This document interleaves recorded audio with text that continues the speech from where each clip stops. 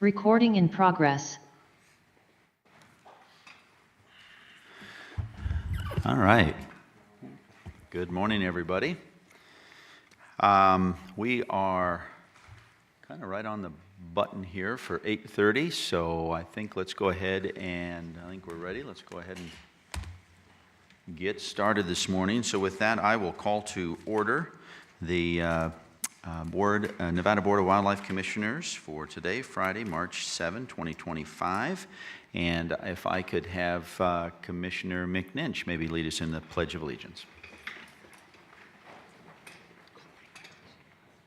I pledge allegiance to the flag of the United States of America and to the republic for which it stands, one nation, under God, indivisible, with liberty and justice for all. All right, thank you for that. And if I could then have the department take roll call, please. Chairman Rogers. Here. Vice Chair Young. Here. Commissioner Barnes. Commissioner Bourne. Here. Commissioner Booth. Here. Commissioner Caviglia. Commissioner Keel. Here. Commissioner McNinch. Here. Commissioner Wolfer. Here.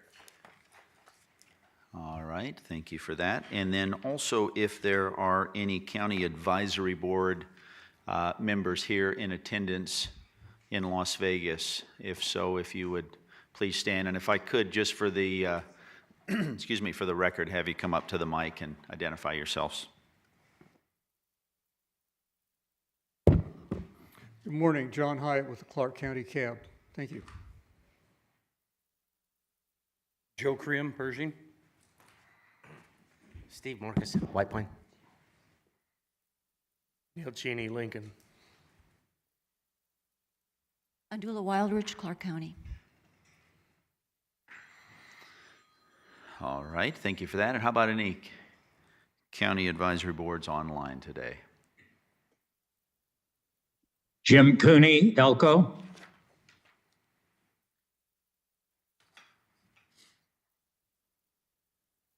Did you hear me? Yeah, thank you, Jim. Gotcha. Go ahead, Glenn.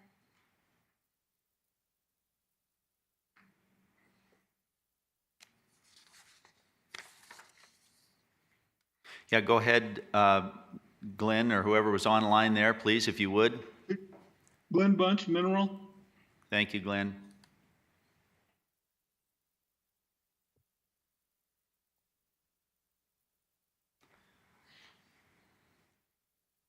Go ahead, Paul. Paul Howell, Douglas Cab.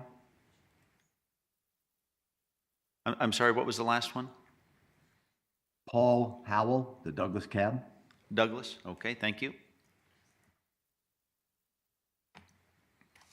All right. Seeing no additional, we will move on to agenda item number 2. Then this is public comment period. Public comment will be limited to 3 minutes. No action can be taken by the commission at this time. Any item requiring commission action may be considered on a future commission agenda. Persons making comments are asked to begin by stating their name for the record. So any public comment here in Las Vegas? Good morning. Good morning, Commissioner Stephanie Myers. I know you're not talking about the meeting schedule until tomorrow, but I just thought I'd say something today in case there's a chance that you could think about it for tomorrow, and that is that each of 2026 and 2027, your meetings, you have 7 meetings each year, and only one of them is here in Las Vegas. And yet we have like, what do we have, 75% of the population that lives here, and yet we only get one meeting. And why Boulder City? You've got Boulder City both times. I don't understand why you would meet in Boulder City. It's really inconvenient for people like me to, go to even Tonopah or Lovelock. What you need to be keeping a tally of how many locals show up at your meetings, because It seems like the reason you're doing this is so that you can say, oh, we're going to Yarrington, and we're going to Ely, and we're going to all of these wonderful places so that people can come to our meetings. Well, how many locals actually do come to your meetings when you go to Yarrington and Winnemucca? And is there public access? We've had major problems with public access. If you're having this meeting in Lovelock, am I going to be able to testify? And if not, why not? Because isn't this supposed to be public access? Isn't this like a major foundation of democracy, is that people get to comment and question? Otherwise, you guys are acting like a private hunting club. You know, thank you.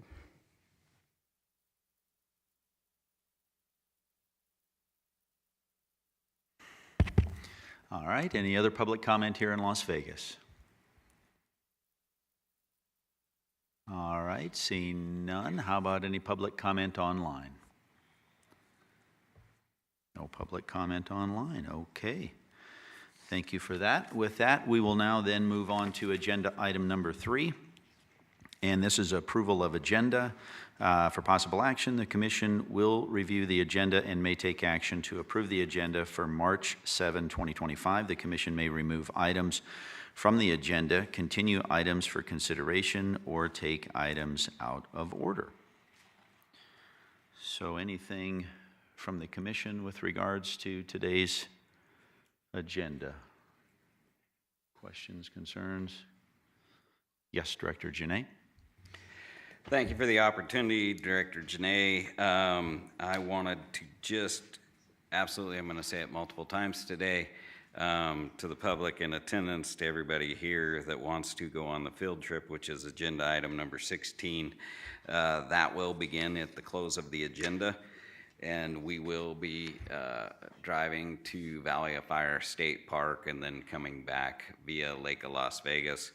And so if you wish to attend that, it'll be in private vehicle, and anybody that jumps into a Department of Wildlife vehicle, we will not be coming back to this government center. So just want to absolutely make sure that that's clear to the public and those that wish to attend that field trip, that if there is an expectation of either driving your own car, we won't be coming back here, but if you catch a ride with somebody, is you would have to make sure that there's arrangements to get you back to your vehicle should you leave it here, because department rigs will not be coming back to this location until tomorrow morning.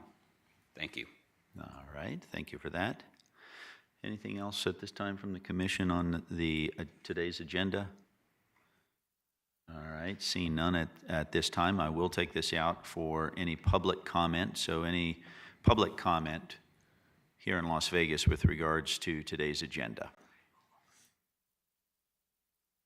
All right, seeing no public comment here in Las Vegas, how about online? Any public comment online?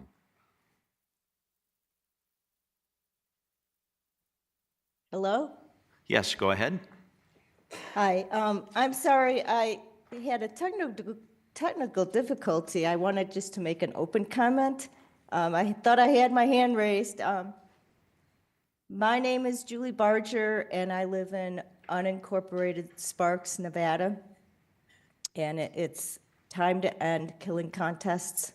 I've yet to see scientific evidence that wiping out an entire native predator species in a given area is in line with your mission statement of this committee to protect, conserve, manage, and restore wildlife and its habitat for the benefit of its citizens. I wonder what the majority of Nevada citizens would think if they saw piles of dead coyotes on the local news. Mass killing disrupts the circle of life. I have seen evidence that the indiscriminate removal of animals in killing contests disrupts age and social structure, as well as increases the size of litters. These contests lack fair chase, as they are often lured. The Commissioner of Public Land in New Mexico once said, "The whole approach to hunting is not valued in these contests. What's valued is to win." Effects on public perception. The Texas Wildlife Director said of these killing contests, that he can't imagine a worse public perception of hunting than predator killing contests with cash prizes. These animals belong to all Nevadans, and I'm looking for this committee to recognize that and end these contests. Thank you. Thank you. Is there any additional public comment online? And again, keep in mind, we're on agenda item number 3. This is approval of today's agenda. So if there's any other public comment online regarding today's agenda, we will hear that. Outstanding. We'll bring it back to the commission for any other thoughts or ideas or motion on today's agenda. Yes, Chair Vice- Rogers, I'll go and make a motion to approve agenda item number 3, approval of agenda. Outstanding. So we've got a motion for approval from Vice Chair Young, a second from Commissioner Keel. All those in favor? Aye. Any opposed? All right, seeing none, that carries. We will move on to agenda item number 4. This is approval of minutes for possible action. Commission minutes may be approved from the January 24 and 25, 2020,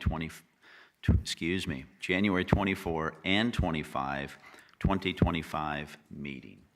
So any items regarding the minutes from our last meeting from the commission? I went through them pretty detailed. They seemed like, yes, Commissioner Keel. Yeah, and I think to your point, yeah, they were really good. I just had one edit on page 16. On the motion, it says Chairman Caviglia made the motion to deny. It should have been Commissioner Caviglia. Yep, and that was it. Thank you for that. How dare they? No, thank you for that. Any other items? All right. Seeing none at this time, I will go ahead and take this out for any public comment on the approval from the last commission meeting minutes. Any public comment here in Las Vegas? All right, seeing none, how about any public comment online, again regarding approval of the minutes from the previous meeting? All right, seeing none, I'll bring it back to the commission for any additional discussion or motion or... Yeah, thank you, Chair. Yes. With that, I'll go ahead and move to approve the minutes from the January 24th and 25th, 2025 meeting as presented with the noted change. All right, perfect. So we have a, Commissioner McNinch? Yeah, thank you, Mr. Chairman. I was not here for the January meeting, so I will be abstaining today. All right, perfect. So with that, we have a motion for approval of the minutes with the one noted change from Commissioner Keel and a second from Vice Chair Young. And so all those in favor with aye? Aye. Any opposed? All right, that motion carries with Commissioner McNinch abstaining. So we will move on to now then agenda item number 5, and this is member item announcements and correspondence. This is informational. Commissioners may present emergent items. No action may be taken by the commission. Any item requiring commission action may be scheduled on a future commission agenda. The commission will review and may discuss correspondence sent or received by the commission since the last regular meeting and may provide copies for the exhibit file. Commissioners may provide hard copies of their correspondence for the written record. Correspondence sent or received by Secretary Janae may also be discussed. So with that, anything from the commission on any emergent items or announcements? All right. Director Janae. So, thank you for the record, Alan Janae. I do have one presentation. I would like to take the opportunity here as we go around to different locations throughout the state, there's an opportunity for us to acknowledge some of our employees. And if you could give me 1 second, I'm going to step back to this mic, and I'd like to take advantage of this opportunity. 1 second.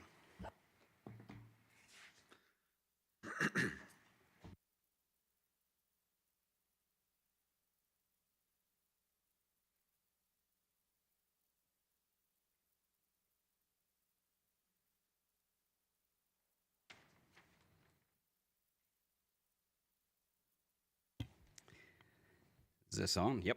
Okay.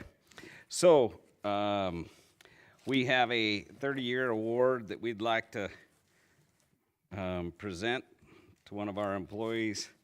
This is probably one of the tougher tasks of being a director is trying to give an award to somebody out of the Conservation Education Department because you know they can do it much better than you. But I'd like to take this time here to acknowledge Doug Nielsen.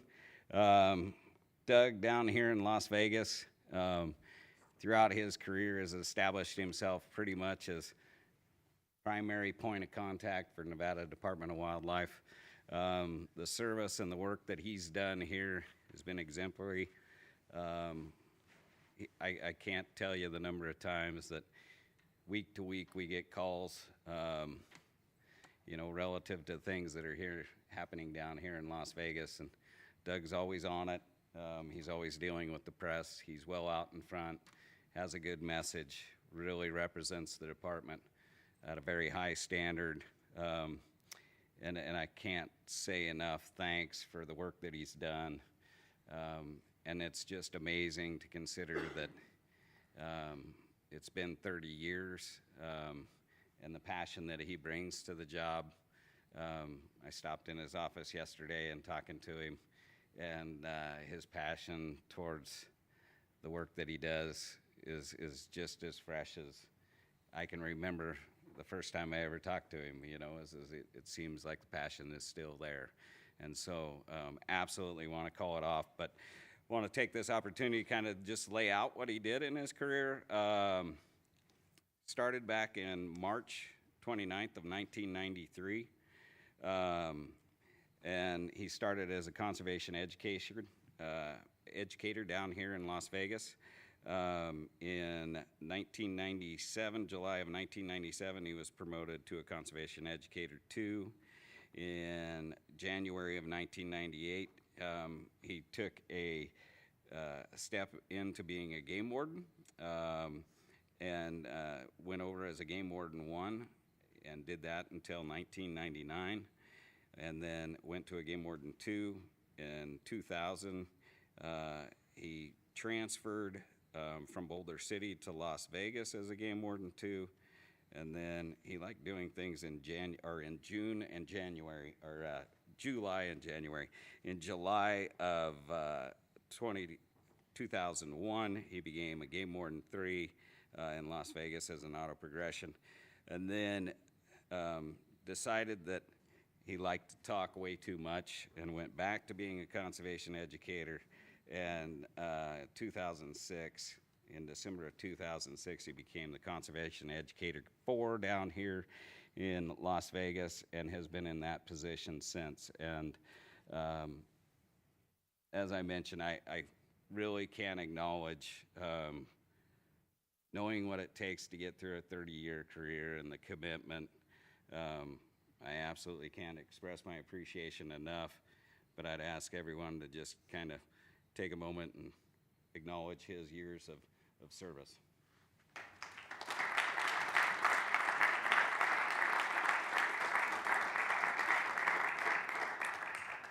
And I'd like to offer the opportunity for Division Administrator Chris Vasey to say some words.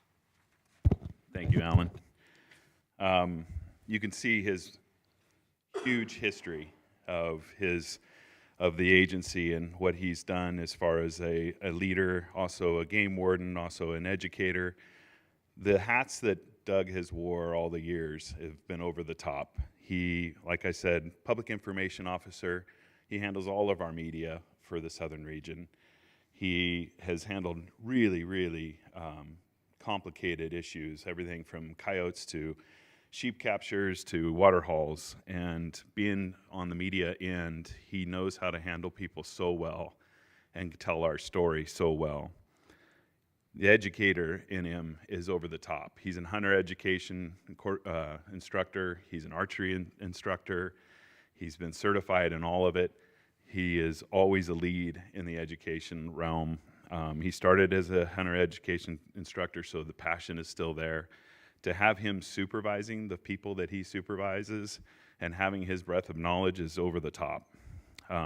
His supervision has Me being in a chief role, having somebody supervise like he does makes it super easy. And can't thank him enough for all those years and making it easy for me. He has done huge events, everything from the Clark County Fair. We just finished a national tournament, which is our National Archery in the Schools tournament. 800 kids, huge event. He does all the coordination with his folks here, and it just goes seamlessly. And I just can't thank him enough for all the years of service, everything he's done for us, and to be alongside with him as a leader. It's been really a good honor, and I'm really happy to, he's getting through 30 years, and it goes really fast, and I'm approaching that myself, and I just want to thank him for sticking it out with us the whole time and coming back to the education department from law enforcement and helping us out. So thank you, Doug, for all you've done, and appreciate you.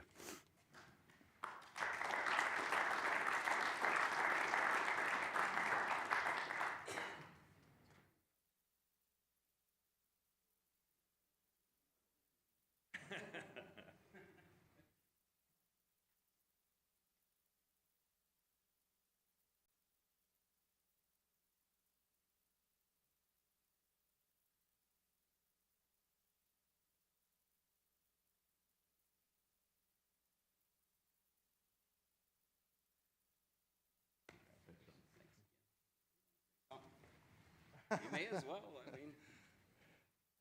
They should know better than to give me a mic and tell me to say something. I'm sorry, I'm an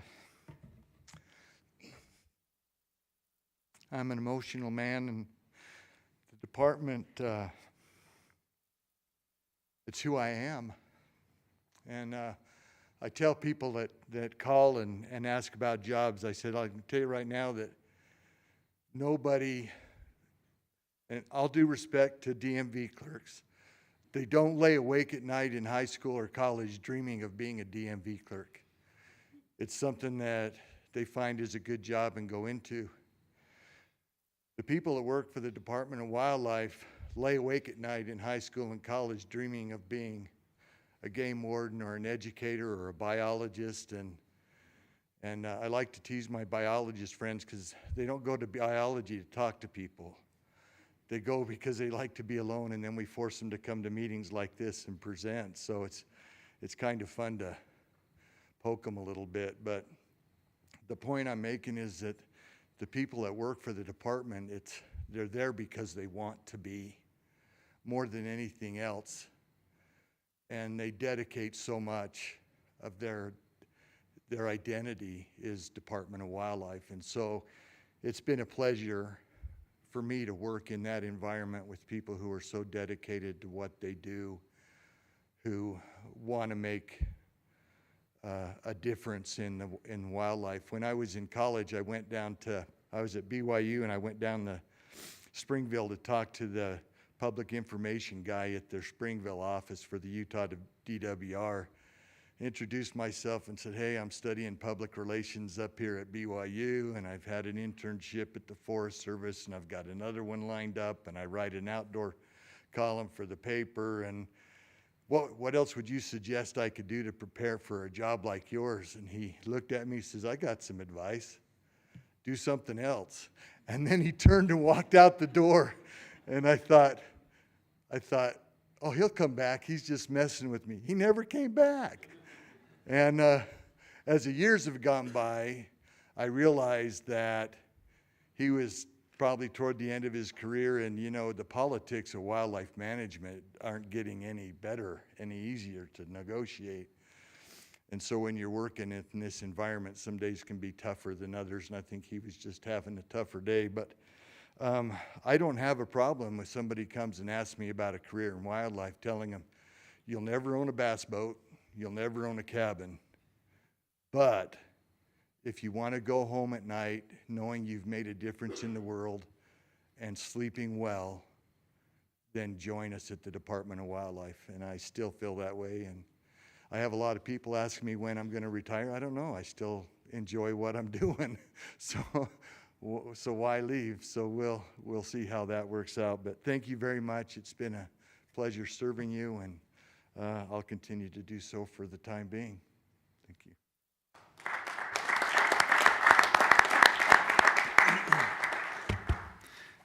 All right, thank you for that, everyone, and thank you, Doug. It was wonderful to hear people say such wonderful and well-deserving things, and your comments as well are well received. You know, and unfortunately, we get lost sometimes in our discussions and some of the debates that we have, and lose sight of the fact of the good work and the passion that folks have within the department. So really very much appreciate that, and again, congratulations. You bet. All right, any other member items, announcements, correspondence? I know we had a number of correspondence, I think, this go around, as we normally do, but I think all of those have been duly noted and whatnot, so I think we are good there. All right. And if there's no additional or further discussion, we'll move on from agenda item number 5 to agenda item number 6. And this is County Advisory Boards to Manage Wildlife. This is informational.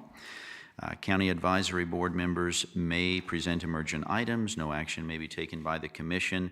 Any item requiring Commission action will be scheduled on a future Commission agenda. So with that, are there any Community Advisory Board members? All right. John Hyatt, representing the Clark County CAB. We've just had over 200 days in Nevada, in southern Nevada, with no rain. You've got an item on your agenda further down about water hauls and how to deal with extreme drought conditions. I think, and the CAB agrees, it's time to start thinking about where we go in terms of the model for managing wildlife in Nevada in the future. Since 2000, the last 25 years, we've had the driest year ever in Nevada. We've had the wettest year in southern Nevada. We've also had the warmest years. We've had the most extreme rainfall. We've had the longest periods of drought. And this is really putting a stress on wildlife, and it only looks like it's going to get worse, more variable in terms of heat, more variable in terms of extreme weather events. And we really need to think about the model that we're operating under here, and is it sustainable over time? And I think now it's appropriate to begin a discussion about where we're going with managing wildlife in the next decade, the next 20, 30, even century. So thank you. All right, thank you for that. Any other County Advisory Board members here in Las Vegas that wish to be heard?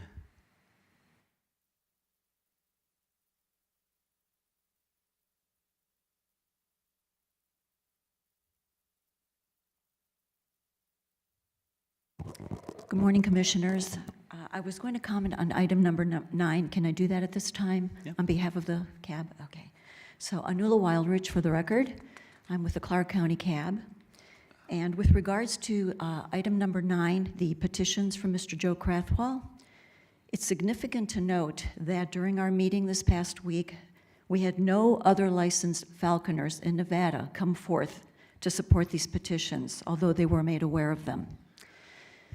This request seems purely intended for the benefit of the petitioner, which is troubling because of his extensive track record with the USDA, the Department of Wildlife, Animal Protection Services, as well as community conflicts. Mr. Crathwell has been profiting off his many birds and animals for decades. There have been ample complaints filed regarding his unacceptable treatment and the conditions in which he keeps his animals. I have personally met with several eyewitnesses, and I can tell you their statements were very troubling. I understand that he recently had applied for a permit to acquire a golden eagle, and in that permit, or that application, he intentionally left out critical information, such as his prior convictions of violating multiple federal laws relating to animal welfare or wildlife. He had pled guilty to counts of misdemeanor violations of the Endangered Species Act and the Migratory Bird Treaty Act, and that's serious. He made a material misstatement and falsified the application by omitting his federal convictions. And for these reasons, the Clark County CAB urges you to deny his petitions. Thank you. All right. Any additional community advisory boards here in attendance that wish to be heard? All right. Seeing none, how about online?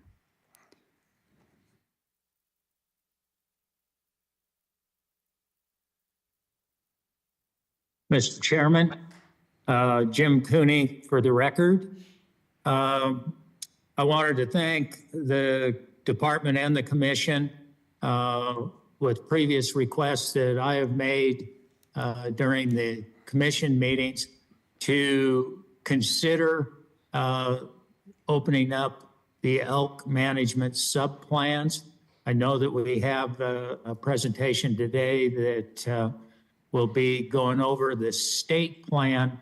However, the one thing that our CAB and the sportsmen up here in Elko talked specifically about was opening up the Wells Management Plan and also the Western Elko County Plan.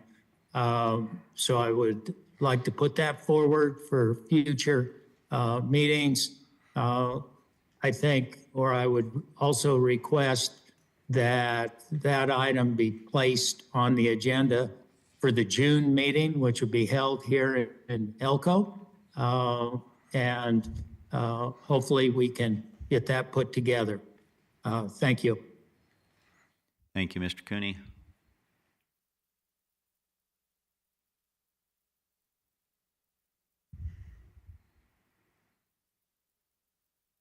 Hello, this is Rob Beamer from the Carson City CAB. I apologize, having some issues with audio, but the Carson City CAB wanted to make sure that the commission and the department knew that we recently met with the Carson City Board of Supervisors, and in the past few years, we put together a subcommittee on a subcommittee to manage and recognize and educate on urban wildlife as part of the CAB. And we have met with the Board of Supervisors, and will be, they agreed that we'll be dedicating a week or a month this year towards urban wildlife awareness. And so I look forward to engaging with our new Western Region urban wildlife person who is, I understand, was hired here just in the last year. And so wanted to make sure that you were aware of that. And then we too had multiple folks email into and present at our CAB meeting that we held this last week, or the beginning of this week, mainly centered around the waterfowl seasons and questioning the pintail increase. Most or almost everybody was in favor of that. There were just some questions centered around why we're not limiting females on pintails. We did have the opportunity to speak with Russell, and we got clarification on that and communicated that to all the people that reached out to us in the CAB. So just want to make sure the commission knew about that as well. Thank you. All right, thank you for that. No more. All right, seeing no additional CAB comment, we will close out agenda item number 6 and move on to agenda item number 7. And this is the Wayne E. Kirch. And I will say in the agenda, it does note as a 2024 award presentation. Actually, this is for 2023. So again, this is a Wayne E. Kirch 2023 award presentation. Chairman Rogers will present the 2023 Wayne E. Kirch Award that acknowledges a deserving individual, nonprofit organization, outdoor sports club, or business who have achieved significant results toward the conservation, management, or enhancement of wildlife in the state of Nevada during the last calendar year. So, with that said, for the 2023 Wayne E. Kirch Nevada Wildlife Conservation Award, the Commission is honored to recognize Christian Daniels. So is Christian here today? Hello, Christian. So a couple of things on Christian Daniels. At just 15 years old, Christian founded the Desert Balloon Project after witnessing the devastating impact of mylar balloons on desert wildlife, particularly the threatened desert tortoise. Since then, Christian has hiked over 900 miles, collected nearly 3,000 balloons, and educated more than 20,000 people about the dangers of balloon litter. His and I hope I'm getting this right, Christian, hashtag Tide and Inside. All right. That campaign encourages proper disposal, preventing further harm to Nevada's fragile ecosystems. His efforts have been recognized by conservation organizations and featured in major media outlets. Beyond the numbers, Christian's work is a testament to how passion and persistence can create real change. His dedication to protecting wildlife serves as an inspiration to all of us. As the youngest recipient of this award, Christian embodies the spirit of conservation and the power of individual action. So if you would, please join me in congratulating Christian Daniels on this well-deserved honor.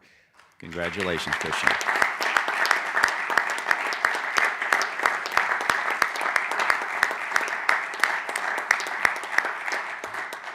And we do have a beautiful plaque here for you. So if I could, if everybody would oblige me for a minute, I'm going to walk around, hand this to you. And I see Mom and Dad, I presume, that probably want to get some pictures. So bear with me one second.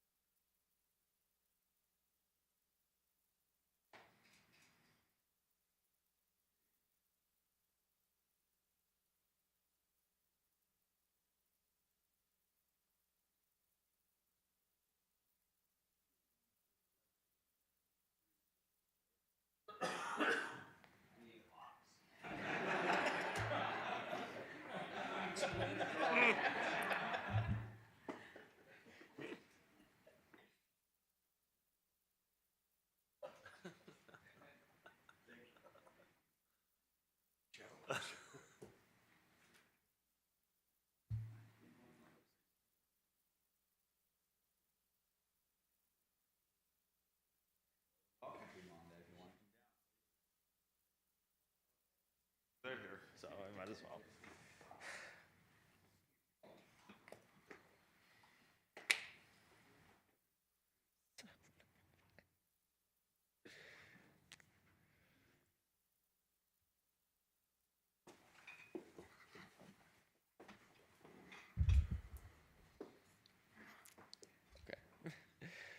Good morning. Thank you for this incredible honor. I am deeply grateful to receive the Wayne E. Kirsch Conservation Award. When I started the Desert Balloon Project at 15, I never imagined it would grow to this point. Back then, I was just a kid hiking in the Nevada wilderness when I noticed so many mylar balloons. Learning that desert tortoises mistake them for wildflowers, I knew I had to take action. 4 years later, we have a growing community of people who have changed their behavior and stopped releasing balloons. Now they enjoy cleaning up our desert as much as I do. I'd like to thank Mr. Wayne Kirsch for showing us how a true sportsman can lead the way in wildlife conservation. I also want to express my gratitude to the Department of Wildlife, Marlene Kirsch, and the county advisory boards for recognizing the Desert Balloon Project and my efforts to educate the public about the dangers of releasing mylar balloons to wildlife, particularly the desert tortoise. Knowing I can't pick up every balloon, I want to give a special shout out to the sportsmen, hikers, off-roaders, and all the other individuals who support the Desert Balloon Project by picking up balloons and sharing the photos that inspire others. A big thank you to the Las Vegas City Council, especially Councilwoman Renee, for your leadership in outlawing balloon releases. Your actions set a powerful precedent for other communities to follow in protecting the environment. This award reminds us that anyone, no matter their age, can make a meaningful difference in their community and beyond. Thank you again.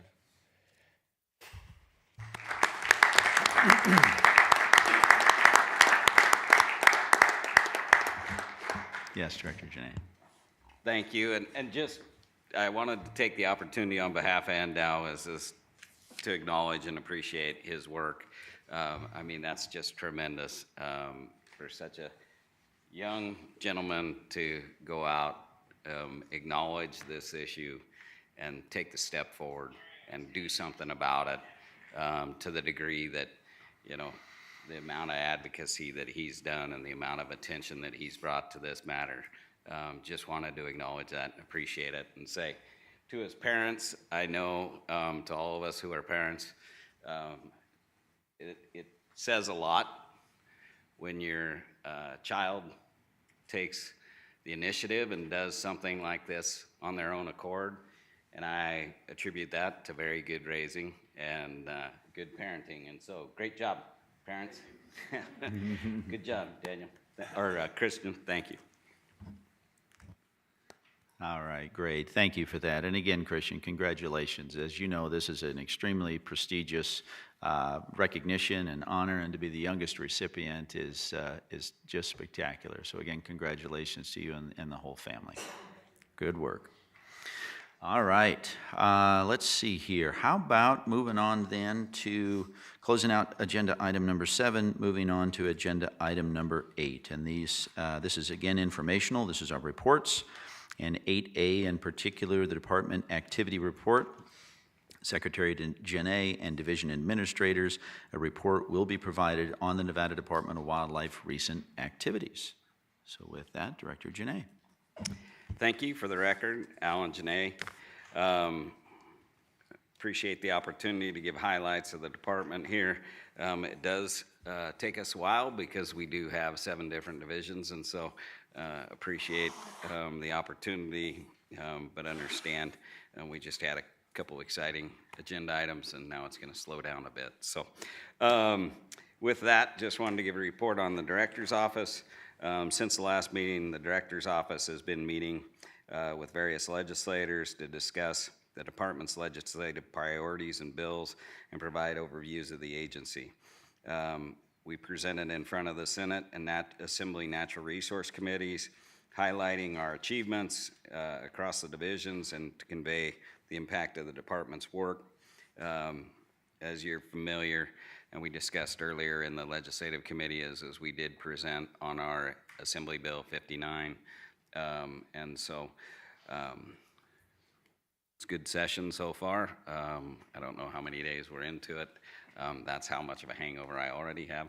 But yeah, things are going well down there. Moving on March 4th, the department finalized the purchase of an office building in the Battle Mountain. This will expand our operational capabilities of the agency. This is the same building that we have been occupying for some time, and we finally purchased that from the owners. Additionally, out of the director's office, Deputy Director Jordan Goshert and Management Analyst Alejandra Medina attended the Conservation Leaders for Tomorrow workshop. This is an intensive 5-day program focused on hunting awareness and conservation education. This workshop is designed for current and future leaders with natural resource agencies, organizations, and universities with a strong emphasis on professional development in conservation and wildlife management. And if anybody is of interest, they can ask Jordan and Allie about their opportunities. They got some hands-on opportunities with shooting and a little bit of hunting, and so feel free to ask them at the break.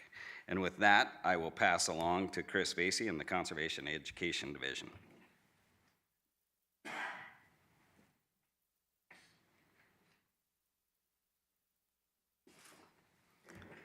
And this looks nothing like Chris Facey.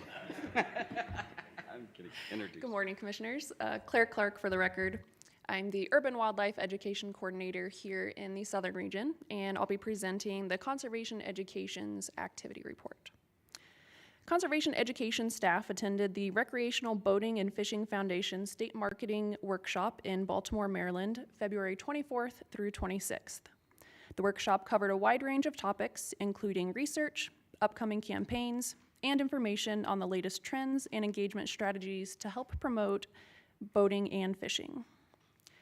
The department hosted the 15th Annual Nevada State Championship Archery Tournament in 3 separate state tournaments in Elko, Reno, and Las Vegas. The tournament saw a total of 862 archers from 39 schools compete. And it's interesting to note that the ratio is 50-50 female to male competitors almost every year, with this year's breakdown at 425 female archers and 437 male archers. Several mass emails were sent to subscribers and customers. These emails include the agency's Wildside newsletter, emails promoting NDOW's Nevada Wild podcast, a second re-engagement email to inactive contacts highlighting upcoming topics, events, and deadlines, an email encouraging hunters to apply for spring turkey bonus points, and an email reminding hunters to submit their small game surveys. Staff has a series of emails planned to promote the big game tag application period, and the first email went out this week.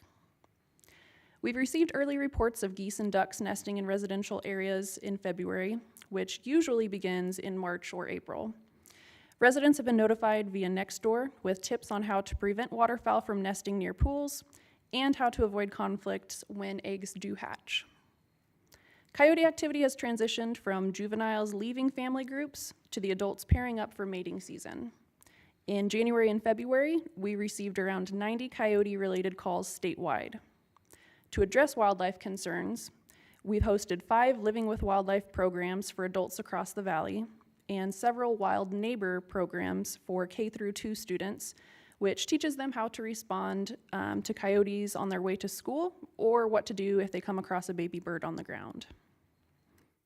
February kicked off the spring volunteer season with Southern Region's Razorback Roundup at Lake Mead and different capture projects.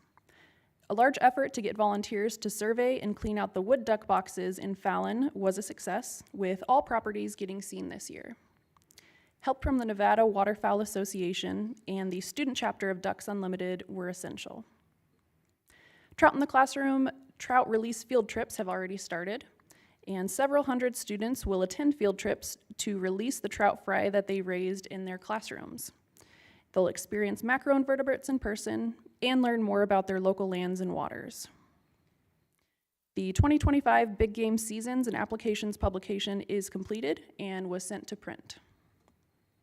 And finally, in February 2025, NDOW was mentioned by online, print, TV, and radio news outlets 121 times.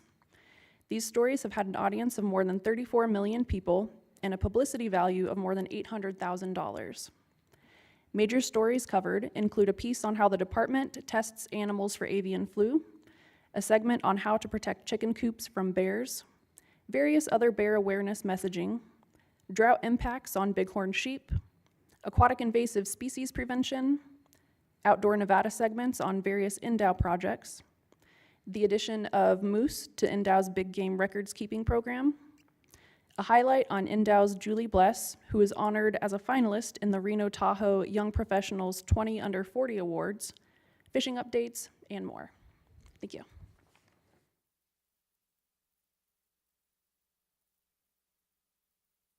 All right, thank you for that. Any questions from the commission at all? Director Janae? I just wanted to say thank you to Claire, and next up is the Biodiversity Division.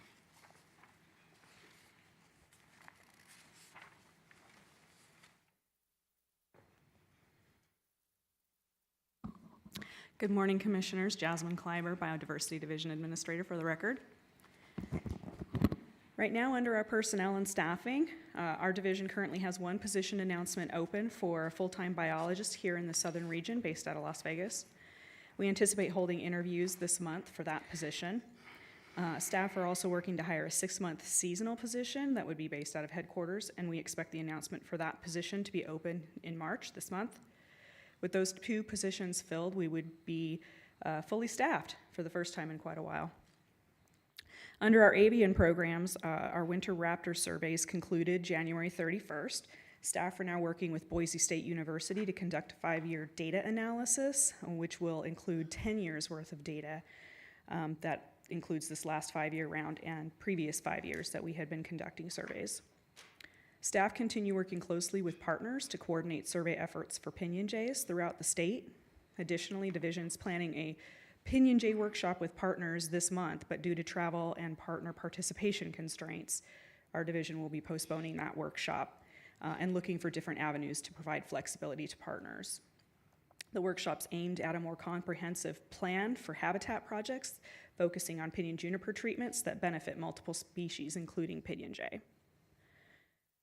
The division has been coordinating with U.S. Fish and Wildlife Service, Southern Nevada Water Authority, SWCA, Clark County, and others who are conducting or have conducted T&E bird surveys in the past for 3 species of listed birds in southern Nevada, including yellow-billed cuckoo, Ridgway's rail, and southwestern willow flycatcher. Under our reptile programs, staff specialists have been coordinating with local herpetologists in southern Nevada on available reptile data, as well as feedback on management of these species primarily in the southern region. Biodiversity and habitat biologists are also coordinating with BLM Ely District on developing survey protocols for reptiles. Coordination will extend to the Habitat Division and headquarters staff for review, and later with BLM State Office for hopeful adoption across the state. Division also recently held an interagency meeting with the Game Division, the Fish and Wildlife Service, and Wildlife Services to discuss predator control within desert tortoise habitat.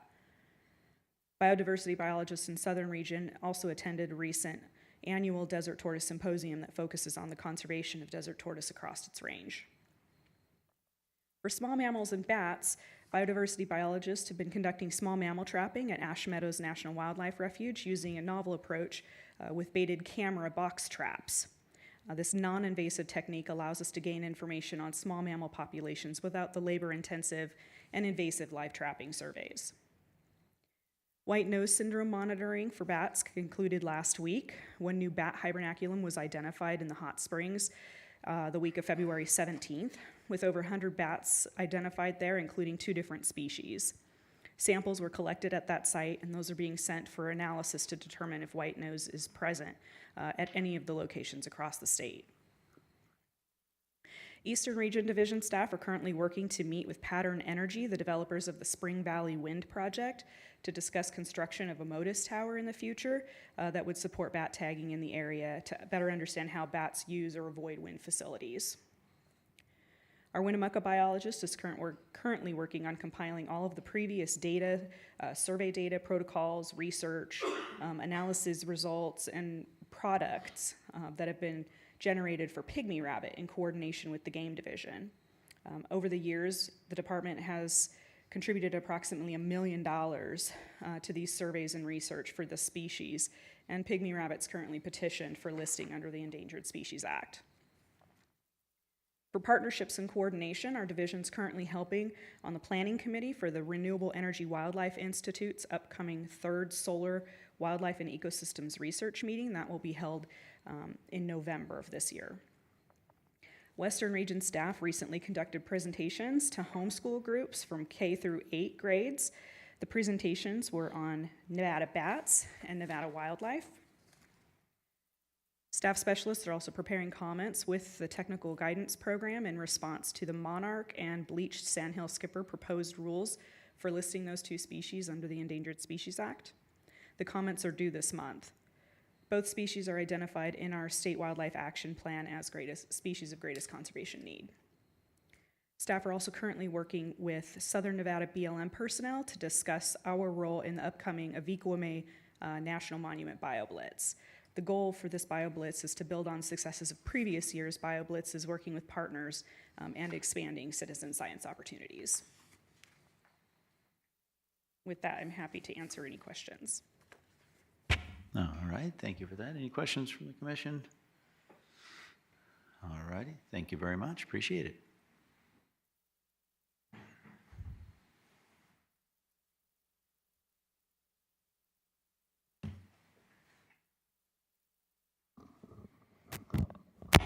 Good morning, Commissioners. Matt Maples, Data and Technology Services Division Administrator for the record. The spring turkey draw results were released on February 14th, and tags were mailed on February 19th. There's a total of 2,805 applications submitted in 2005, which was very close to the 2,815 applications received in 2024. A total of 96 tags were awarded in the draw, including 18 junior tags. The non-resident guided mule deer application period is open and will be accepting applications through Monday, March 10th at 11 p.m. And results for the non-resident guided draw will be released on or before Friday, March 21st. The big game application period is scheduled to open on March 24th. For 2005, a self-service portal has been developed and will be available on our licensing website. This portal will help customers with frequently asked questions on the application and draw process.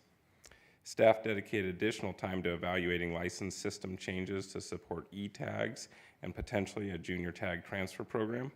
Once the Legislative Commission confirms the Commission-approved e-tag regulation language, the Department plans to finalize the acceptance criteria and begin implementation with our licensing vendor. Developing the e-tag smartphone application and updating the licensing database will take approximately 18 months once the system requirements are finalized. As part of our e-tag planning, we also conducted a high-level evaluation of system changes necessary to support a junior tag transfer program, which would require modifications to the licensing system. Based on our current understanding of the program's requirements, integrating a junior tag transfer program would add an estimated 4 to 5 months of development time, and using e-tags for the transfer process would streamline operations by reducing the time required. Remaining 2025 heritage tags will be auctioned at fundraising banquets through mid-April. The Meadow Valley Wildlife Unlimited Banquet will be held March 22nd and will auction a wild turkey and a Rocky Mountain elk heritage tag. The Wildlife Habitat Improvement of Nevada Banquet is on March 29th and will auction a mule deer heritage tag. And finally, on April 18th, Nevada Bighorns Unlimited Reno will auction a desert bighorn sheep and a pronghorn antelope tag at their annual banquet in Reno. Our GIS team has continued to work with the department's plans to transition to ArcGIS Enterprise through a partnership with the Nevada Department of Transportation, and staff are currently working to determine the design of the ArcGIS Enterprise system that will best support NDOW's needs. The Bat Roost surveys were completed successfully using the new Bat Roost field data application developed by the GIS team, and there are plans to continue using the application and making continued improvements over time. Staff are also finalizing the field data application for sage-grouse elk count surveys. The GIS team also continues to make final adjustments to a website and online mapping application for the State Wildlife Action Plan. These products should be available to the public by the end of this summer, and we hope to present this at a future commission meeting. With that, I'd be happy to take any questions. All right, thank you for that. Any questions from the commission at this time? All right, awful quiet this morning, but all good. That's good information. Thank you. Thank you.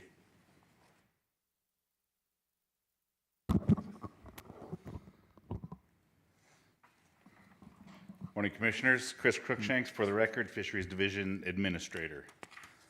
From our Aquatic Invasive Species Program in late February, the department hosted Hazard Analysis and Critical Control Point HACCP training that was attended by statewide fisheries staff and also numerous other state agencies. AIS staff also hosted the annual Western Invasive Species Coordinating Effort, WISCE. I know that's your favorite acronym. Both coordinating efforts are crucial in the constant effort to stop the spread of aquatic invasive species in Nevada and elsewhere. Staff are also coordinating with Dr. Sudeep Chandra at UNR in a study to determine the survivability of golden mussels in local waters such as Pyramid Lake and Lake Tahoe. From our fish hatcheries, vacancies at 2 facilities are currently being filled in preparation for the busy spring stocking season. Although not nearly as much as the previous 2 years, adequate wintertime snowpack should ensure that most lakes and reservoirs should remain full and fishable throughout 2025. From our Sport Fish and Native Aquatics program, Fishery staff has been busy preparing federal grant applications for fiscal year 26, as well as work program planning for the upcoming field season. The department hosted annual meetings for both Western Native Trout Initiative, WNT, and Desert Fish Habitat Partnership, DFHAP, in February. Both entities are housed under the National Fish Habitat Partnership and provide opportunities for non-traditional funding sources for habitat improvement projects related to native sport fish and non-game species. We've previously been awarded funding through these partnerships for barrier projects at Third Creek, at Lake Tahoe, and Wall Canyon Creek in northern Washoe County. And Desert Fish Habitat Partnership is represented by the super cool sticker that was in front of you today. From our eastern region, due to varying weather patterns and a relatively mild winter, most eastern region reservoirs were ice-free by late February. President's Day Ice Fishing Derby at Wild Horse Reservoir was attended by more than 500 anglers and resulted in some very impressive trout upwards of 28 inches. After dam rehabilitation, Cave Lake is expected to be near capacity by late March. Update on this, Cave Lake is approximately 1 to 2 feet vertically from capacity right now. It's been filling up much quicker than anticipated. The reservoir will receive a substantial number of hatchery rainbow trout this spring, while a larger Rediscover Cave Lake celebration event is planned for June. I also wanted to put this on your calendars. June 7th is the date set for the Rediscover Cave Lake celebration. We'll be working with White Pine County Division of State Parks. It's going to be a pretty significant celebration with ribbon cutting, side-by-side tours, hikes, mountain bikes. There's going to be food trucks, lots of stuff. So June 7th is the date for that. Also, in cooperation with Commissioner Bourne and the Conservation Education Division, a kids fishing exhibit is being planned for White Pine County Fair this August. Also for your calendar, third weekend in August, White Pine County Fair and horse races. We hope to have a significant presence there, which we never have before. Thank you to Commissioner Bourne for getting us some fish. From the southern region, the department was recently awarded a grant from the Bureau of Reclamation that will fund native fish rearing efforts at Lake Mead Hatchery for the next 5 years. The annual Razorback Roundup on Lake Mojave is currently underway, in addition to larval sucker collection for propagation. Fishery staff recently gave a welcome address and tour to Ash Meadows and Devil's Hole to the National Fish Habitat Partnership in conjunction with their annual meeting held in Las Vegas. Stranded recreational paddlers were rescued and reunited with all their gear by biologists conducting relic leopard frog surveys in Black Canyon on the Colorado River, when fluctuating river levels separated them from their unsecured watercraft. Echo Dam State Park in Lincoln County is in Lincoln County, approximately 10 miles east of Pioche. Echo Canyon Reservoir was drawn down to replace the non-functional gate valve, which needed to be operable in case of emergency. The new valve has been shipped and will be installed upon arrival. Meanwhile, the contractor is grading the front side of the dam and will complete the work on outlet dissipation structure once the gate is in place and closed. After installation, the dam will begin collecting water. Echo Canyon Reservoir is managed by the Nevada Division of State Parks. Since its construction in 1969, the dam has experienced minor leakage from its floor. Currently, sealing the floor is not planned as the cost would be prohibitive. Additionally, the emergency spillway repair is planned but is unrelated to this project. That repair is pending FEMA appeal and is being designed as a separate effort. And from our western region, an article by Sam Cedillo, our Western Region fisheries biologist, was recently featured in California Fly Fish magazine that did an excellent job of highlighting management strategies for long cutthroat trout in Nevada.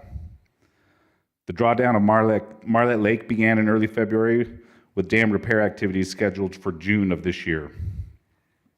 And coordination continues with long-term LCT recovery planning and future grazing management at the Disaster Peak Ranch property. And lastly, a submersible pit tag reader that's crucial for ongoing management of Third Creek LCT project was recently awarded through a grant from the Sagebrush chapter of Trout Unlimited. That's all I have, and with that, I stand for questions. All right, any questions? Yes, Commissioner Bourne? Yes, thank you for the presentation, Chris. You said something about a FEMA project with Echo Dam. Did I hear that correctly? Yes, and on this issue, I will defer to Deputy Director Mike Scott. Deputy Director Mike Scott, for the record. Yes, that's correct. So they're exploring ways to fix the leak in the bottom of the reservoir? Is that my understanding, or what are they actually trying to do? Mike Scott, for the record. I don't believe they're looking at fixing the floor of the reservoir with that money. I believe that was more for the spillway structure, the overflow, because that's where the damage was when in 2023.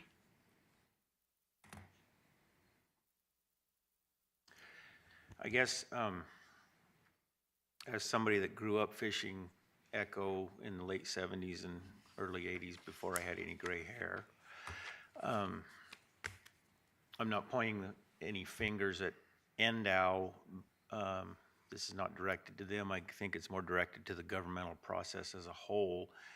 I'm disappointed that we have a once in a lifetime 50-year, 60-year chance to fix that reservoir, and I understand that it's extremely expensive, but it gets a very high utilization from the fishery side when it has water in it.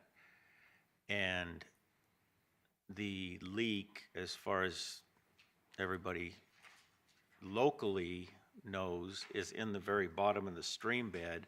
So I wish governmental agencies would have explored that while it was empty, or not empty, but at minimum pool, to see if we could have done something. And again, I'm not pointing the finger at NDOW, but as governmental agencies as a whole, because we may not have this opportunity again for 50, 60, 70 years.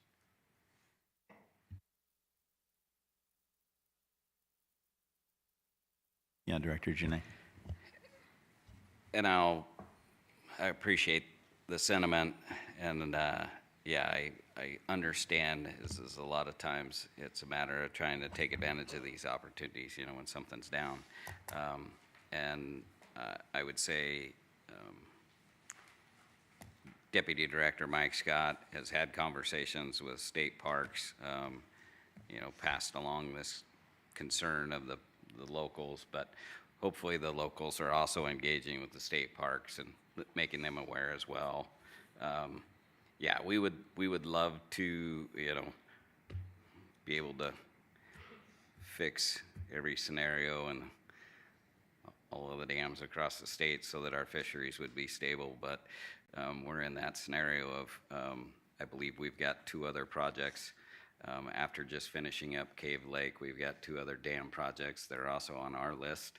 And so as the director, I contemplate the funding of that into the future, and I'm severely concerned about that liability beyond assisting state parks on Echo. So I appreciate the circumstance, and I hope that they, you know, can find opportunity, and we'll share with them everything that we know. This is a statewide issue. There's been contemplation of ways to try to deal with dams throughout the state. It's still in progress because they are very costly pieces of ground to own. And every small agency in the state is challenged by owning one. And I can imagine state parks is in that scenario, is trying to provide the fix to the functionality, but having something like this lingering. And we've got a very similar circumstance with Kingston Reservoir, where we've been chasing a leak for decades. And it's unfixable. We've attempted many different fixes, and sometimes those things are just geologically really troublesome. And so I appreciate, and we'll pass along the parks. We've been in conversations with them. We'll continue to, and I know that the governor's office has also been in conversation about opportunities, about other funding sources. So we'll continue and try to help out as much as we can, but I think the public, if they can, is absolutely to make state parks and Department of Conservation Natural Resources aware of your concerns. Thank you, Director Janae, and I will be having conversations within Lincoln County in the future and have already. Thank you. All right, any other questions? I did have just one, and that is around Cave Lake. And you mentioned a stocking of fish that is going to be taking place there, of rainbow trout. Are there any other species of trout or other that you're planning on introducing into the lake, or just rainbow trout? Chris Crookshanks, for the record. Thanks for that question. We will be stocking a considerable number of rainbow trout, which historically we've done in Cave Lake in the past. Cave Lake also is home to a wild population of brown trout that spawn naturally up the creek. Those fish are still there. We've had reports of people fishing the lake already and doing really, really well on wild fish that survived the treatment, that just moved up the stream and have repopulated the lake already. In addition to that, I spent a lot of time as a biologist in Ely, and it was my goal of my career to get smallmouth bass in Cave Lake. I wasn't successful in doing that, but our current biologist, Heath Crail, that's on his docket. He's currently doing some habitat and feed suitability studies to ensure that the reservoir would support smallmouth bass. That is entirely our desire, is to put smallmouth bass into Cave Lake. It's always been the thought that the rainbow trout that we stock there never realize a significant growth. It's a put and take fishery, and we wanted to give people a reason to go to Cave Lake. Number one, to fish. Usually people go there because it's so beautiful, to recreate and picnic, and fishing is sort of a secondary activity. We want to make fishing their number one activity. We want to give that to be the reason for them to go there, and I think smallmouth bass would accomplish that. Wonderful. Thank you. Anything? We met with staff and attended a coordination meeting with USDA Wildlife Services to discuss activities and issues associated with gray wolves. We provided some information sharing, discussed responses and revisions to the federal state coordination plan for gray wolf activity in Nevada. This plan was last updated in 2018 and is in need of revision. Currently, all key contacts have been updated in the plan and included, but additional clarification is needed regarding the roles and responsibilities identified in that plan. Results from this meeting will be shared with the Fish and Wildlife Service at an upcoming meeting. Preliminary harvest statistics and bonus point summaries were completed and posted to the website following the harvest questionnaire deadline of January 31st. A harvest snapshot tool developed in collaboration with Gordon Darby's staff was available to area biologists during the season setting process. This tool appeared to be well received and provided real-time harvest updates. In our mule deer and pronghorn program, staff specialist Cody Schroeder gave a presentation to the Muley Fanatics Foundation at their recent banquet and briefed their board on upcoming projects. They contributed $5,000 for the GIS connectivity story map and approximately $8,000 for a fecal sampling analysis project in association with Hunter Burkett, our field biologist in Tonopah's master's project. In the eastern region, landowner tag biologist Owen Bake developed the annual landowner compensation program report. Eastern region had an increase in the number of deer counts and in tag allocation for 2024. The total number of deer and antelope observed increased in the eastern region by about 76%, from 4,213 in 2023 to 7,398 in 2024. In our predator management program, staff specialist Joe Bennett finalized a revised draft of the FY 2026 predator management plan and distributed it to the Nevada Department of Agriculture and the Predatory Animal and Rodent Control Committee. The park met on February 26th and approved the plan as presented, with some discussion on identifying areas of specific need. In our bighorn sheep and mountain goat program, a desert bighorn release site evaluation matrix was developed and vetted through staff to evaluate and identify bighorn release sites with risk to pathogen transmission in support of the current Southern Nevada drought impact situation. A considerable amount of effort and time has been devoted to fact-finding, coordination, and presenting on reintroducing desert bighorn sheep into the Cortez Mountains in north central Nevada.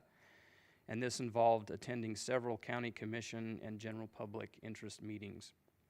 In our wildlife health program, staff specialist Nate LaHue has investigated a number of raptor mortalities from various areas in the state that appear to be due to highly pathogenic avian influenza. Additional reports from the public are being submitted as well, suggesting that HPAI mortalities may be increasing. Staff gave an interview and let Channel 8 News see a necropsy for HPI testing in our lab on Valley Road. Necropsy suggests that all bighorn mortalities from the Oregon release that had samples submitted died of capture myopathy. To date, we have had 8 mortalities from that translocation from Oregon to Hunt Unit 012. In our upland game program, winter California quail trapping and translocations have wrapped up. Western region and eastern region staff captured over 1,500 mountain quail or California quail this season to release at pre-identified locations that represent the best available habitat to sustain quail populations throughout time. Greenhouses have been acquired from NDF, Nevada Division of Forestry, Winnemucca, and will soon be converted to burn pen holding facilities in Winnemucca and Fallon. The Carson City Yard also has a newly constructed small game holding pen for quail trapping and transplant.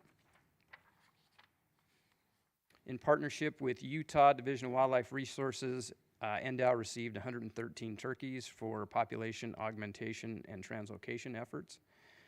This season, turkeys were released into the eastern region. Next season, western region will receive birds to support populations. NDOW will receive up to 150 turkeys for the next 2 to 3 years from Utah. NDOW staff is gearing up for the spring 2025 Columbian sharp-tailed grouse translocation effort to once again bring birds from southeastern Idaho back to the Bull Run Basin in Elko, Nevada. This is the second year of a 3-year effort in trying to build genetic diversity in Nevada's resident Columbian sharp-tailed grouse population and expand the population boundary and connectivity with Idaho.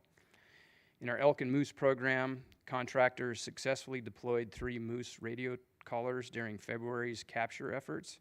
For the first time, moose were caught in the Ruby Mountains, 1 bull and 1 cow, a significant milestone for moose management in Nevada. Department personnel are excited about the information that will continue to inform our understanding of moose expansion. Kudos to Josh Kirk, Area 10 game biologist, for diligently monitoring the Ruby moose to ensure a successful outcome during last month's capture. And finally, an Outdoor Nevada episode featuring Cody McKee, Travis Allen, and Carrie Hubner, and starring Nevada moose was recently released in mid-January, and the episode can be viewed on the Vegas PBS website under the Outdoor Nevada section. And that concludes our report, and I'll stand for any questions. All right, thanks. Yes, Commissioner Booth? Thank you for that report. What did you say about the Idaho sheep relocation? Where were those sheep going? Thanks for the question, Commissioner Booth. So that was actually our Oregon translocation from the John Day River. Those were 40 California bighorn that came to us for Hunt Unit 012, the northern portion of the Calico Mountains. Okay. And due to some of the capture events that took place, we have identified 8 sheep that have succumbed to capture myopathy from that event, unfortunately. And that's the Calicos in Washoe County? Yes, Not correct. Humboldt? Correct. What about the, Jim Cooney mentioned the Elko County elk management plan. Are there any efforts to start that up again as I think there was a repurpose that management plan as we did in Humboldt County, but I've heard that there's a need for it in Elko County. Are there? So we'll have an agenda item on that topic coming up here soon in the agenda, and we can probably discuss it then. But Our initial thought process was to develop or revise the statewide elk management plan, and we thought that might be a good way to handle everything at once, but it's sounding like we may have to address things at a sub-plan level. So we'll kind of see where that goes. How are the elk, I mean, the sheep doing in the Montana range? Have we had any other deaths? There's only been one other mortality that has been detected, and it's looking like that was likely more mountain lion mortality, and so a private contractor has been deployed to investigate that. And so what is the total number of sheep that we've lost as a result of the relocation? I think in total, and I could be wrong on this, this could be the fourth or fifth one. Okay, thank you. All right, thank you. Any other questions for Mr. Espinoza? I did have a couple of quick questions, and that is, and I apologize, I didn't quite catch, you were talking about the increase in landowner tags, or was that specific to deer, any one species, deer, or deer, antelope? What? Just curious what that was in.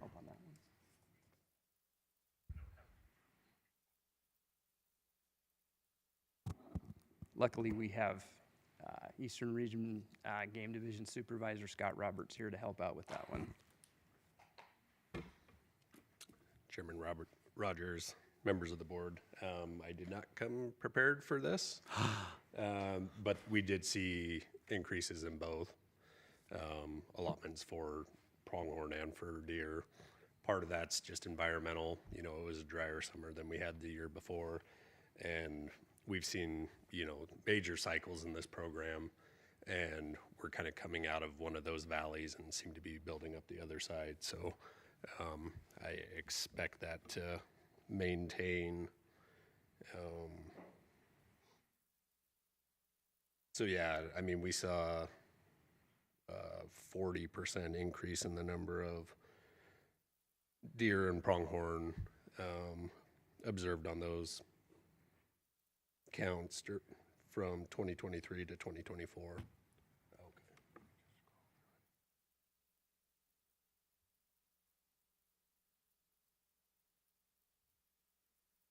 Yeah, and so looking at the long term, 2023 was the lowest allotment since 2015, and so we're just kind of getting back closer to average, slightly above average. So, and a lot of that, we're year over year seeing, you know, a fair number of new properties being enrolled. And there's always a few that cycle out, but it seemed like this year we saw more qualifying properties than we typically do. So. All right. Easy enough. Thank you for that. Any other questions? All right. Thank you, Mr. Espinoza.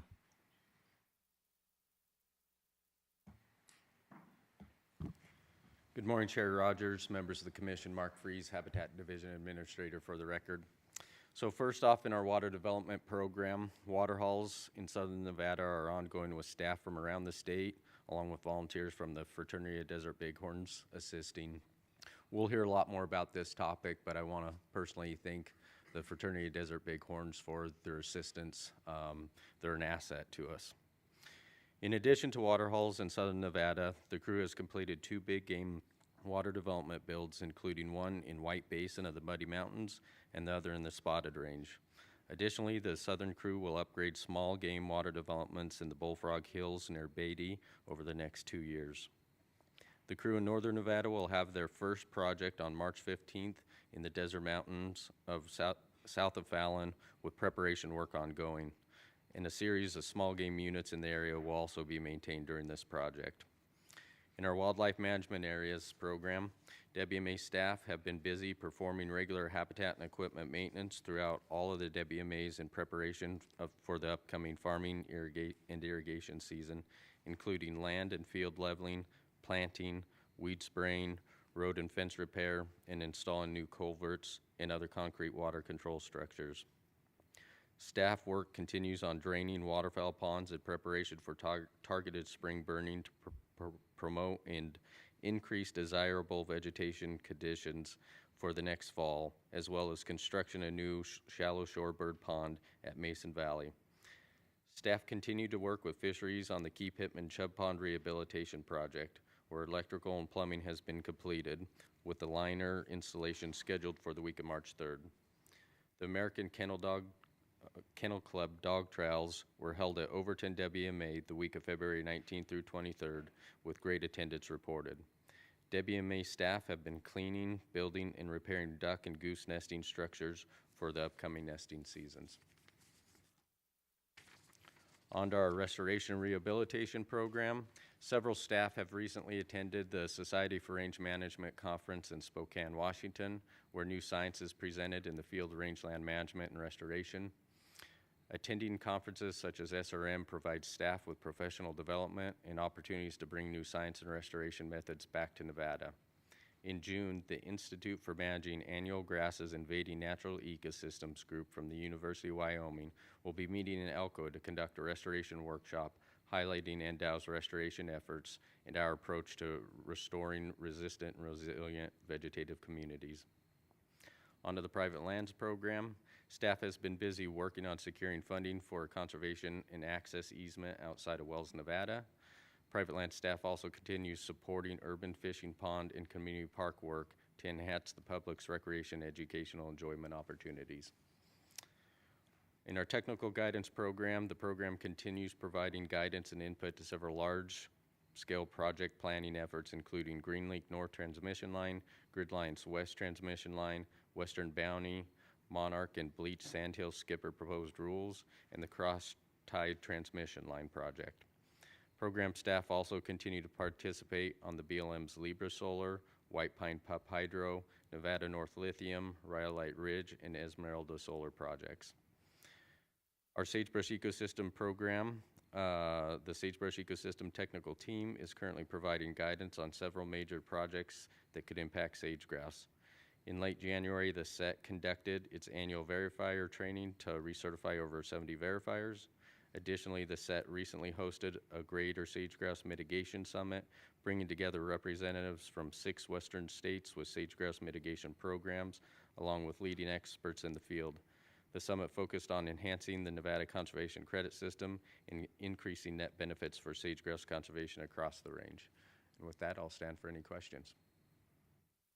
All right, thank you for that report. Anything from the commission? Any questions, concerns, comments? All right, seeing none. Commissioner Bourne, I'm sorry. Thank you for that report. You said White Pine, what was the project in White Pine? The White storage Pine project? pumped storage project. Okay, yeah, you called it, you said hydro project, and, okay, that's, yeah, thank you. All right, seeing nothing else. Thank you for that, appreciate it.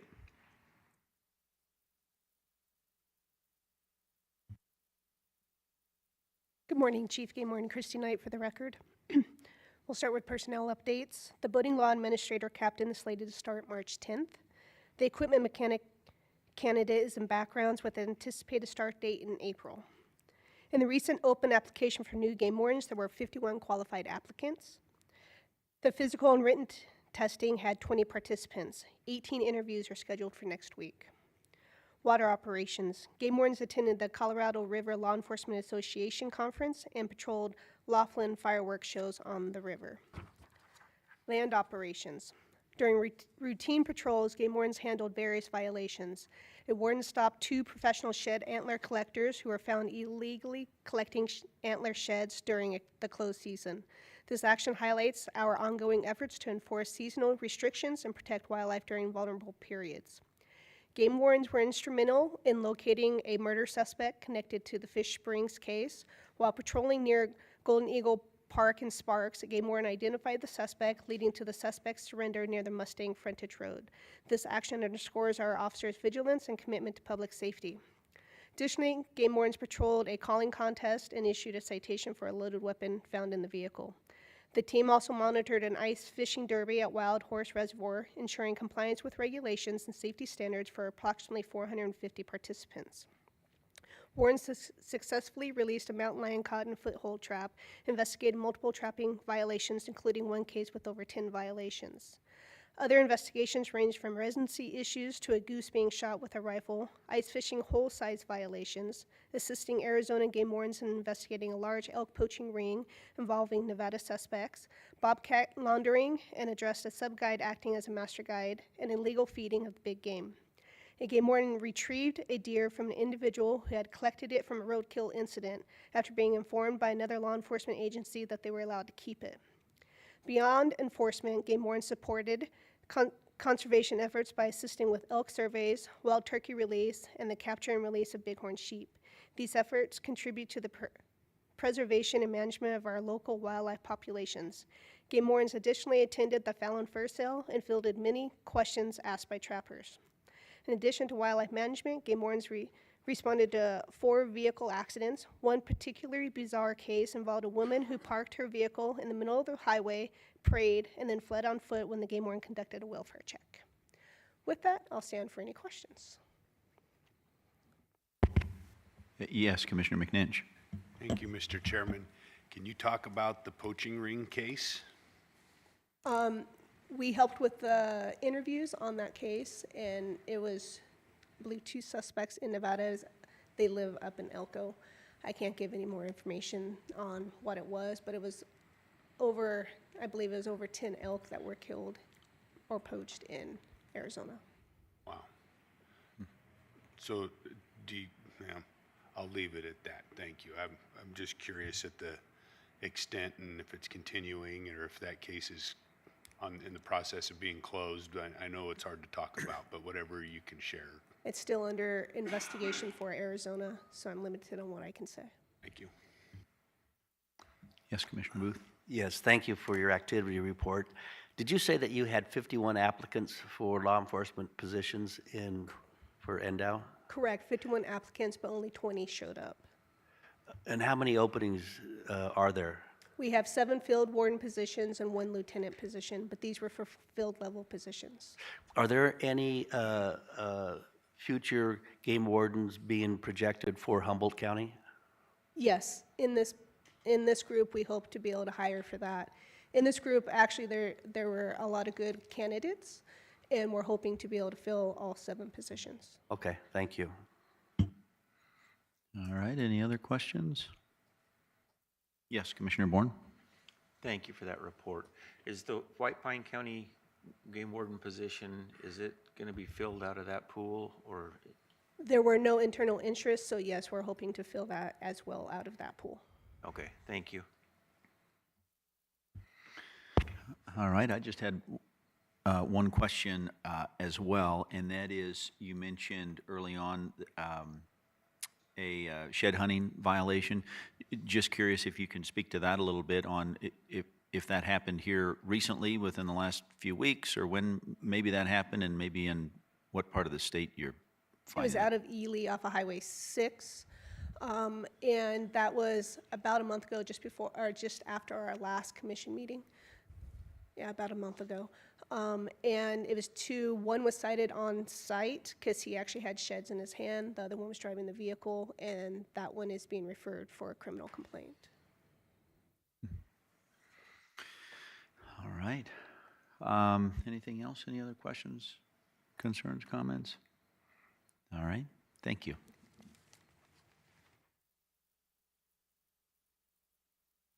I'm sorry?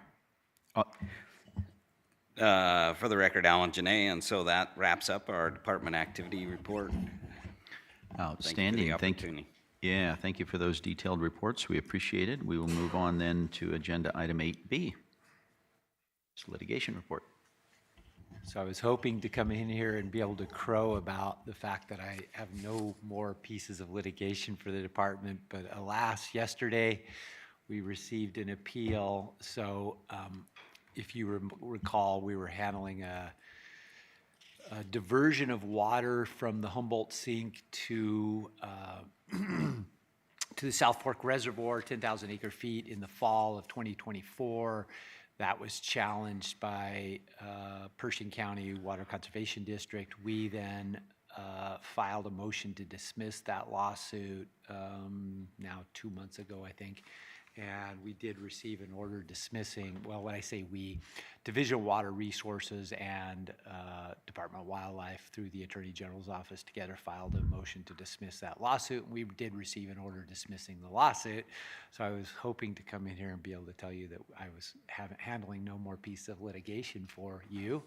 But yesterday received a notice that they are appealing that dismissal to the Nevada Supreme Court. So we will continue to litigate that one on. Otherwise, I really don't have anything to report as far as litigation goes.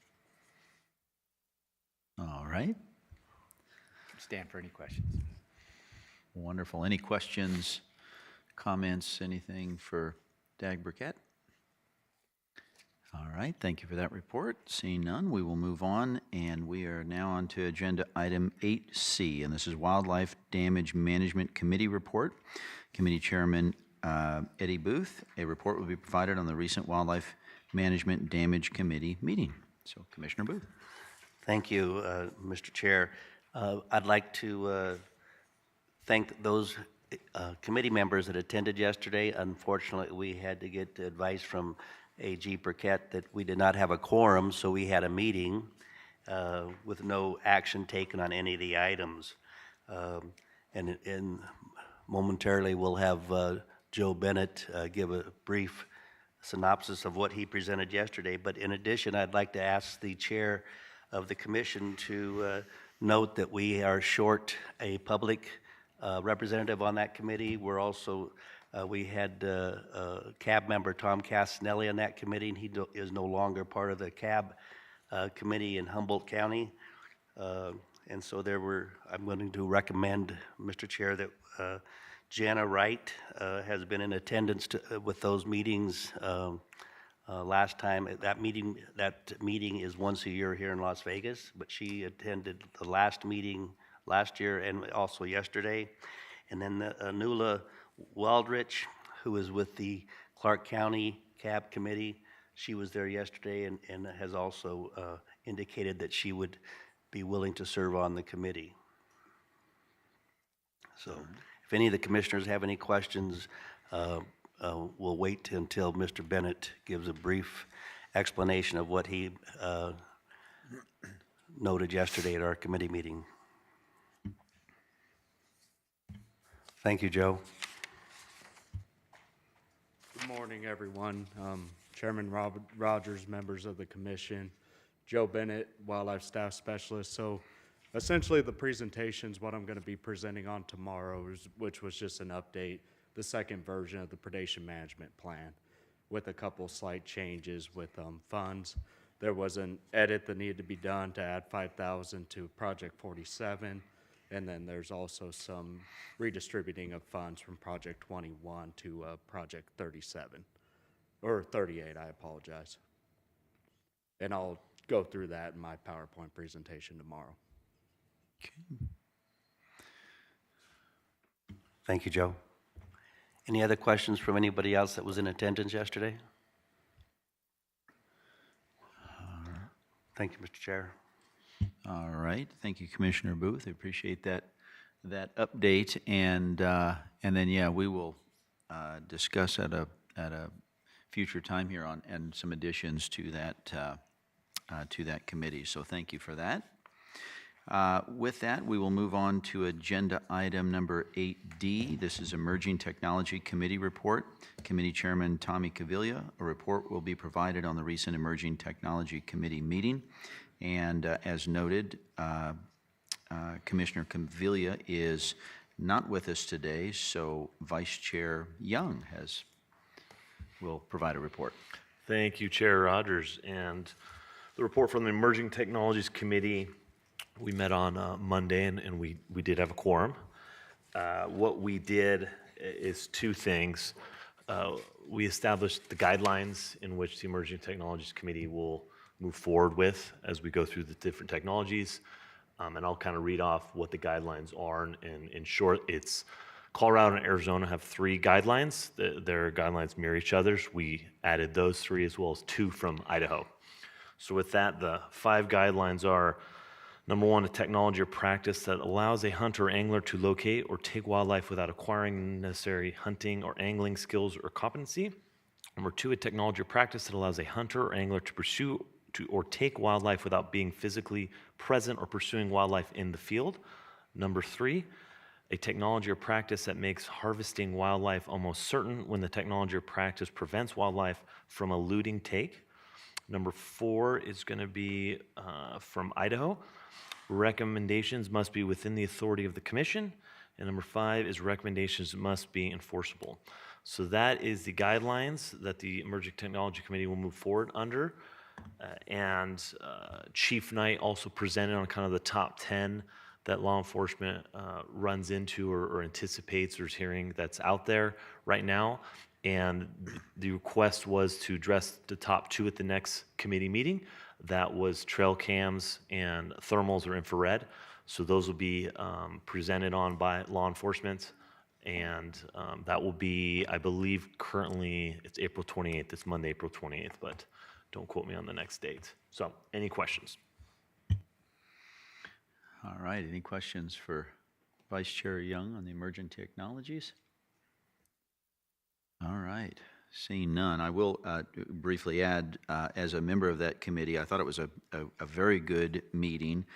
It was insightful to hear from Chief Knight on many of the issues and some of these various technologies that are being utilized, and I'm grateful for the committee to be tackling some of these issues and trying to get out ahead of a lot of these emerging technologies. I know there's a number of states that currently have these committees set up, and we're learning from them and learning from others and trying to mold that into what really will work here in Nevada. So it's a great effort so far from the Emerging Technologies Committee.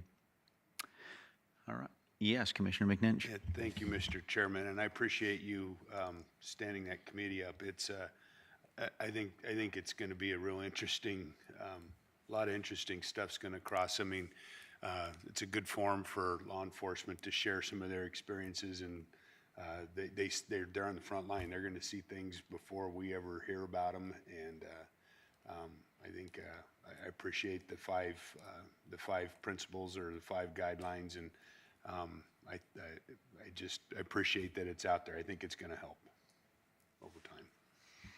Wonderful. Thank you for that, Commissioner McNinch. Anything else? Any other questions, concerns, comments on that? All right. Seeing none, we will close out that agenda item 8D.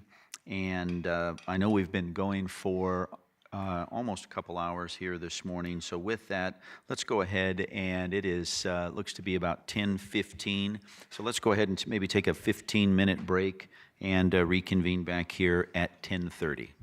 Recording stopped.